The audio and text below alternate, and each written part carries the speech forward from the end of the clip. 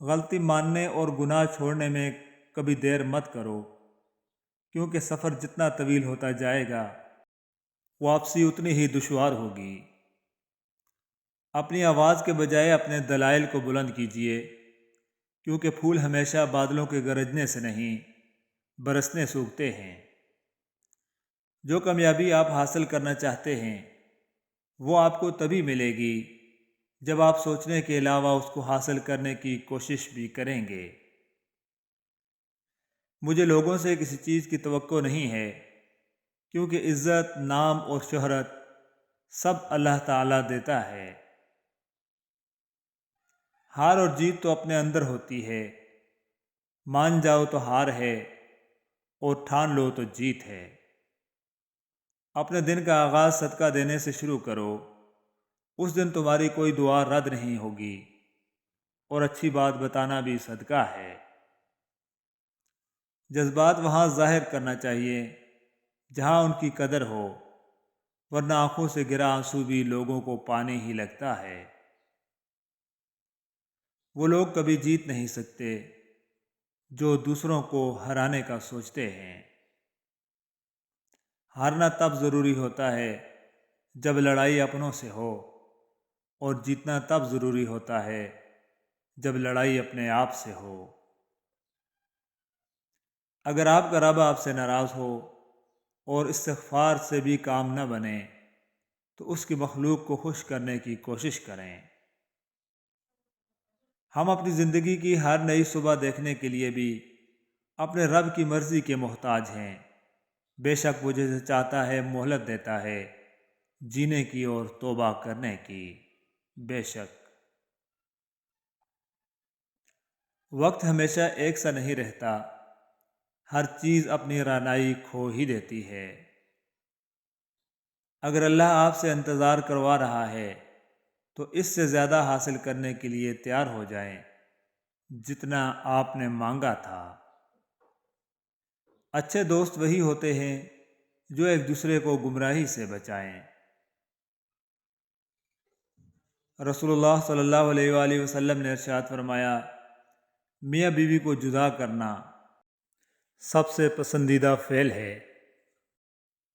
درختوں سے جڑتے پتے ہمیں یہ پیغام دیتے ہیں کہ ہر عروج کو زوال ہے اور زندگی کے بعد موت ہے۔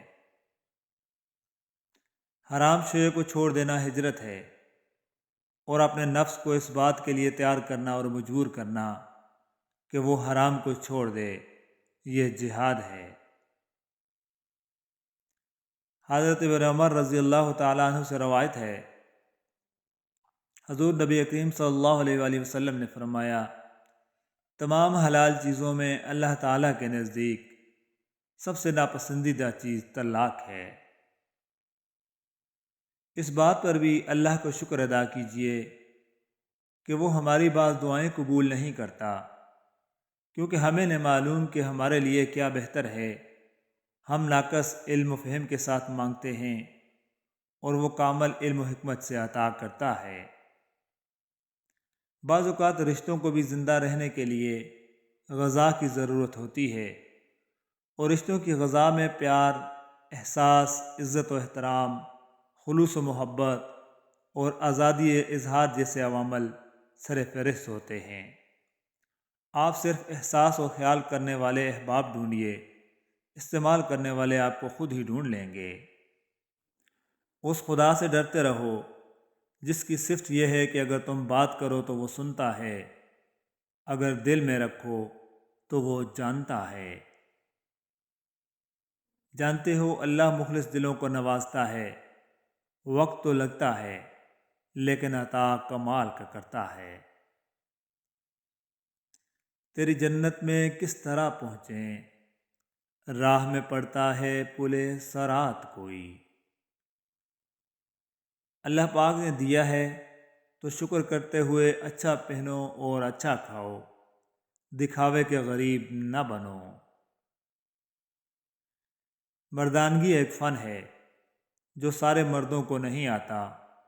نسوانیت ایک ذوق ہے جو ساری عورتوں کے پاس نہیں ہوتا۔ جب فن ذوق کے ساتھ ملتا ہے تو زندگی جنم لیتی ہے۔ ہر چیز کو دوسرا موقع مل جاتا ہے سوائے اعتماد کے۔ اگر تم نے کسی کے اعتماد کو ٹھیس پہنچائی تو وہ کبھی بھی دوبارہ تم پر بھروسہ نہیں کرے گا۔ اپنی زندگی کو آسان اور خوشگوار بنانے کا راز، اگر غصے کے وقت تھوڑا سا رک جائیں اور غلطی کے وقت تھوڑا سا جھک جائیں تو زندگی بہت سہل، آسان اور خوشگوار ہو جائے گی۔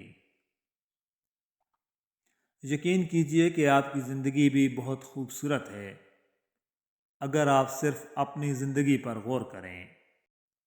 رسول اللہ صلی اللہ علیہ وآلہ وسلم نے فرمایا، بیٹیوں کو برا نہ سمجھا کرو کہ وہ انتہائی گراں قدر غم خوار ہوتی ہیں۔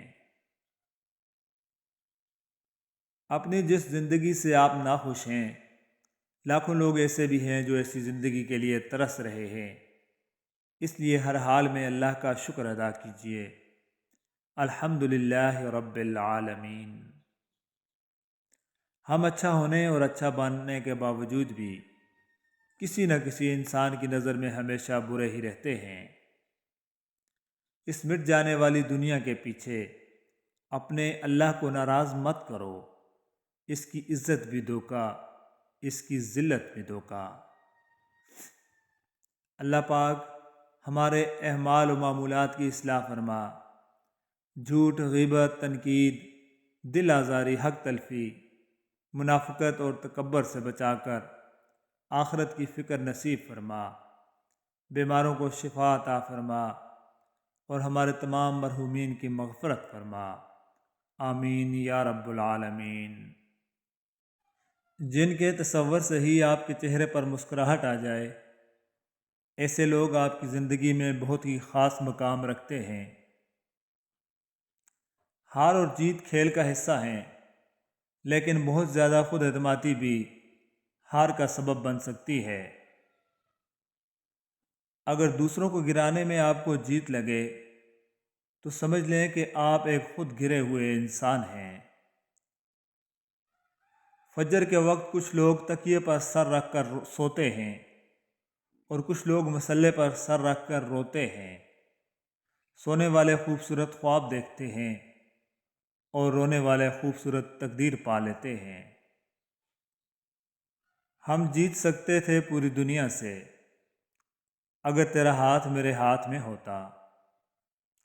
جس طرح بخار میں منہ کا ذائقہ کڑوا ہو جاتا ہے اور کھانے میں لذت محسوس نہیں ہوتی، اسی طرح گناہوں میں مبتلا رہنے سے عبادت کی لذت سے محروم رہتی ہے۔ کسی فیصلے کے وقت بات اگر قرآن تک پہنچ جائے تو فیصلہ قرآن کے اوپر ہاتھ رکھ کر نہیں، بلکہ قرآن کے اندر سے پڑھ کر کریں کہ اللہ تعالیٰ کا کلام اس بارے میں کیا حکم فرماتا ہے، اور یقیناً اللہ تعالیٰ بے انصافی نہیں کرتا۔ کسی ناپسندیدہ بات پر خاموش رہنا ظرف اور معاف کر دینا اعلیٰ ظرفی ہے۔